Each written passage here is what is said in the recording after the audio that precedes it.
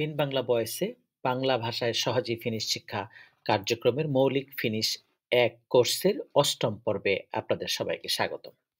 চলুন দেখি আজকে আমরা কি আলোচনা করব। আজকের পর্বটি অত্যন্ত সাধারণ মনে হতে পারে কিন্তু অত্যন্ত গুরুত্বপূর্ণ। মনোযোগ সহকারে শোনার চেষ্টা করবেন তাহলে বাক্য কিংবা আ মা সব আলোচনা ফিনিশে কথা বলার ক্ষেত্রে ভুল কম হবে। আমরা আজকে আলোচনা করব ব্যক্তিগত সর্বনাম বা প্রত্যয় তাদের ব্যবহার। অর্থাৎ ফিনিশে যেগুলাকে আমরা পার্সোনা প্রোনোমিনি যেটা গতকালকে বা গত পর্বে আমরা পরিচিত হয়েছি। আজকে নতুন আমাদের পসেসিভি সুফিক্সি তার মানে প্রত্যয়। বাংলাতে সানা হলো শব্দ, ইয়া মানে এবং, লাওসে যেটাকে বাক্য। এই সকলগুলাই কিন্তু আমাদের কথা বলার জন্য, বাক্য গঠনের জন্য প্রয়োজন হয়। সেইগুলার আলোচনার জন্য আজকে আমি ৩ টি ছবি ব্যবহার করেছি। আপনারা দেখতে পাচ্ছেন একটি বাড়ির ছবি, একটি মানুষের ছবি, একটি গাড়ির ছবি। এই ৩ টি ছবি দিয়েই আমরা মূলত আজকের আলোচনা এবং আমাদের বাক্য গঠনে এই সমস্ত পার্সোনা, প্রোনোমিনি, পসেসিভ সুফিক্স এবং শব্দের ব্যবহার করার চেষ্টা করব। তাহলে যে ছবিতে যে বাড়িটি দেখা যাচ্ছে, সেই বাড়িটাকে ফিনিশে বলা হয় তালো। এটা যদি আমি বলতে চাই, এটা হলো বাড়ি, তাহলে কি করে বলতে হবে? সেটা বলতে হবে তামা অন তালো। সেজন্য আমি এখানে তামা অথবা তামার পরিবর্তে সেও ব্যবহার করা যেতে পারে। সে অন। যখন তামা এবং সে আসবে সবসময় তার সাথে অন দিতে হবে। তামা অন তালো অথবা আপনি যাই বলেন না কেন, তামা অন টেবিল, তামা অন চেয়ার, তামা অন আপনার প্রয়োজনীয় জিনিসপত্র যা কিছু বলেন, তামা আর সে যখন ব্যবহার করা হবে সবসময় অল্লা ভার্বের অন ব্যবহৃত হবে। কেন হবে? এগুলার যুক্তি কিন্তু পরবর্তীতে গ্রামারের ইয়াতে আমরা পাবো। তাহলে ঠিক একই রকমভাবে তামা অন কুবা মানে এটা হলো ছবি। তারপরে একই রকমভাবে তামা অন আহত এটা হলো একটি গাড়ি বা এটি গাড়ি। এভাবে তামা অথবা সে দিয়েও বলা যাবে। সে অন তালো, সে অন কুবা, সে অন আওত। আবার সে এই কুবা এবং ছবিটার এখানে কোবা অথবা মিনা লিখেছি। তার কারণ হলো এই ছবিটা সত্যিকার অর্থে আমার নিজের ছবি। সেই কারণে এটা আমি বলতে পারি এরকম করেও তামা অন মিনা, সে অন মিনা। পরে এটা যদি আমি বলতে চাই যে আমার ছবি অথবা আমার গাড়ি অথবা আমার বাড়ি, সেই ক্ষেত্রে আমাদেরকে ব্যবহার করতে হবে স ফিনিশের জ্ঞানেতেরি বা সম্পর্কবাচক কারক ব্যবহার করতে হবে। তারপরে শব্দ ব্যবহার করতে হবে। শুধু শব্দ ব্যবহার করলেই হবে না, শব্দের সাথে আবার কি আসবে?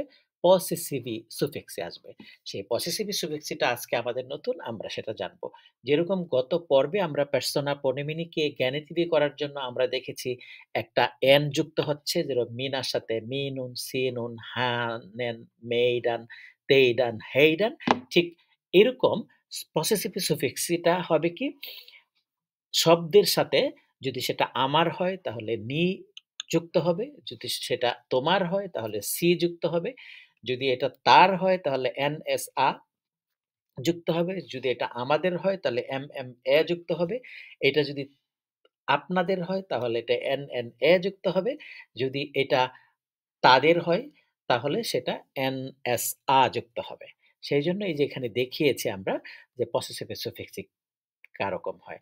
যেরকম তালোনি, কেউ যদি বলে তালোনি তার মানে এটা ধরে নিতে হবে এটা তার বাড়ি। সে ক্লেম করছে যে এটা তার বাড়ি। যদি আমি বলি যে এটা তালোসি এটা তোমার বাড়ি। তার মানে তালনসা এটা তার বাড়ি। তালম্মে এটা আমাদের বাড়ি। তালন্নে তাহলে সেটা আপনাদের বাড়ি। তালনসা এটা তাদের বাড়ি। ঠিক একই রকম আপনি বলতে পারেন এই আওতটা ক্ষেত্রে সেটা আওত নি এটা আমার আওত। আওত সি এটা আমার তোমার আওত। তারপরে আর বলতে পারি কি আওতন সা এটা তার আওত। ঠিক আমরা এরকমভাবে বলার চেষ্টা করব পরের স্লাইডে আপনারা লক্ষ্য করুন। তালো, কোবা এবং আওত অর্থাৎ বাড়ি, ছবি এবং গাড়িকে দিয়ে আমরা বাক্য গঠন করার চেষ্টা করছি। আমি কি বলছি আমাদের কি লাগছে? জ্ঞানেতিবি লাগছে, শব্দ লাগতেছে, সুফিক্সই লাগতেছে। সূত্রটা খুব সহজ। আমরা জ্ঞানেতিবি তার মানে আমরা জানি মিন আর জ্ঞানেতিবি মিনুন শব্দটা বসাবো তারপরে সুফিক্সটা যোগ দিব। ঠিক তালো দিয়ে আমরা বলি কিরকম? মেনুন তালোনি, সিনুন তালোসি, হানান তালোনসা অর্থাৎ আমার বাড়ি, তোমার বাড়ি, তার বাড়ি। যদি আমরা বলতে চাই মেইডান তালম্মে মানে আমাদের বাড়ি। ঠিক একই রকমভাবে আপনারা দেখেন থার্ড পারসন সিঙ্গুলার ক্ষেত্রে সবসময় এনএসআ হচ্ছে। আবার থার্ড পারসন প্লুরাল এর ক্ষেত্রেও কিন্তু এনএসআ হচ্ছে। যেরকম হেনেন তালোনসা আবার হেইডান তালোনসা। তার বাড়ি এবং তাদের বাড়ি। এই ২ জায়গায় কিন্তু এনএসআ হচ্ছে। আবার তের ক্ষেত্রে যেটা তেইদান কুবান্নে, তেইদান কুবান্নে এনএনএ হচ্ছে আমরা যেটা দেখলাম। ঠিক এরকমভাবে আমরা চেষ্টা করব স শব্দ তারপরে সুফিক্সি এবং জ্ঞানেতিবির ব্যবহার করার জন্য। তার মানে আমরা জেনে গেলাম যে কিভাবে যেকোনো কিছু যদি বাক্য গঠন করতে হয়, তাহলে আমরা অবশ্যই পসেসিভ এর ব্যবহার করতে হয়, সুফিক্সির ব্যবহার করতে হয়। আবার সানা লাগে, তাই না? সানা মানে শব্দ। আর সাবজেক্ট, অবজেক্ট, ভার্ব এগুলা তো লাগবেই। সেগুলা কিন্তু ধীরে, ধীরে আসছে। ভয় পাওয়ার কিছু নাই। খুবই সহজ করে হবে। শুধু আমাদের দেখতে হবে। একটু কঠিন তো লাগবে নতুনদের জন্য। আর আমাদের যাদের ফিনিশ ভাষার অভিজ্ঞতা আছে তাদের কাছে তো একদম পানির মতো সহজ হবে। কিন্তু তারপরেও যারা অ্যাডভান্স লেভেলেও আমরা জেনে গেছি তাদেরও কিন্তু অনেক সময় ভুল হয় এই যে সুফিক্স এর ক্ষেত্রে, তারপরে আরো জ্ঞানেদিবির ক্ষেত্রে ভুল হয়। সেজন্য আমরা এগুলা মনোযোগ সহকারে দেখব এবং যদি কোথাও ভুল থেকে থাকে এগুলাকে ঝালিয়ে নিব। তো চলুন দেখি আমরা এ যাবৎকাল কি শিখেছি। আজকে কিন্তু আমি ফিনিশে লিখেছি। কারণ কি আমাদের উচ্চারণ করতে হবে। সেইজন্য আমরা লিখেছি। আমি ফিনিশেই বলব আপনারা জেনে নিবেন। আমি জানি আপনারা জানেন সবকিছু। আমরা জেনেছি আক্কোসেতে আনতামিনেন। আমরা জেনেছি বিক্কো পাইবাত ইয়া আনতামিনেন। অর্থাৎ সপ্তাহ, দিন এবং তাদের উচ্চারণ। নুমেরোত ১ থেকে ১,০০০ পর্যন্ত এবং কাউত্তো ওহিয়াত এবং তাদের ব্যবহারবিধি। তেরভেদুস বা তেরভেদুকসিত অভিবাদন বা অভিবাদনসমূহ পের্সোনা পনিমিত ইয়া ওল্লা ভার্বি। তারপরে আমরা শিখেছি পসেসিভি সুফিক্সে আজকে সানাও আমরা শিখেছি যেটাকে শব্দ বলে এবং লাউসে করতে আমরা শিখেছি অর্থাৎ বাক্য গঠন করতেও আমরা শিখে গেছি। ধন্যবাদ সবাইকে আজকে এ পর্যন্ত। যদি ভালো লাগে অনুগ্রহ করে ফিন বাংলা ভয়েস চ্যানেলটি সাবস্ক্রাইব করবেন, সাথে, সাথে লাইকও করবেন। দেখা হবে আগামী পর্বে। ভালো থাকবেন।